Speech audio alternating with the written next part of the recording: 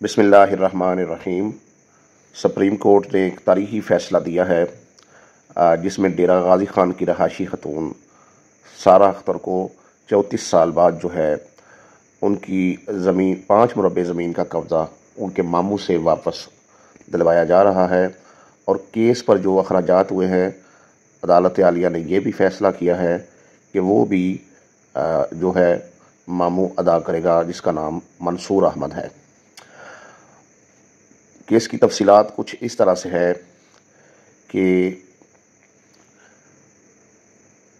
जो सारा अख्तर है उसके हिस्से में ज़मीन आती थी मामू की तरफ से 5 मुरब्बे। अब 1999 में फ्रॉड के साथ वो ज़मीन मामू ने अपनी बीवी, अपने कम सिन बेटों बेटियों और अपनी साली वगैरह के नाम जो है वो लगवा दी। तो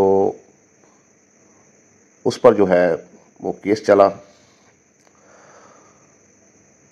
और चलते चलते ये केस जो है सुप्रीम कोर्ट तक पहुंचा, तो जिसमें जो है ये फ़ैसला दिया गया कि जो मामू है, जो दावेदार है कि मैंने ये जगह ख़रीदी है, तो उस वक़्त तो ये जो बागी थी सारा अख्तर वो नाबालग थी और बच्ची थी।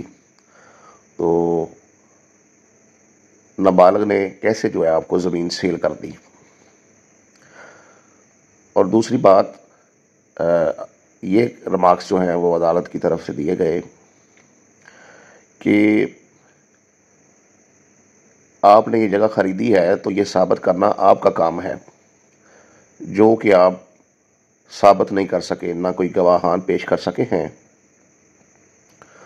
तो लिहाजा ये 5 मुरब्बे ज़मीन का कब्ज़ा जो है वो डेरा गाजी खान की इंतज़ामिया को वापस करने के अहकामात जो हैं वो जारी किए गए हैं कि वापस कब्ज़ा दिलवाया जाए और 1999 में होने वाले जाली इंतकालात को कैंसिल करके जगह जो है वापस बांजी सारा अख्तर के नाम की जाए। उसके अहकामात जो हैं वो जारी कर दिए गए हैं। ये काजी फैज़ ईसा का इसी हफ्ते में दूसरा तारीखी फ़ैसला है। इससे पहले उन्होंने एक केस में जो 42 साल पहले जो है बाई ने बहनों की ज़मीन पर नाजायज़ कब्ज़ा किया था और उसकी जो है वो जाली इंतकाल करवा लिया था।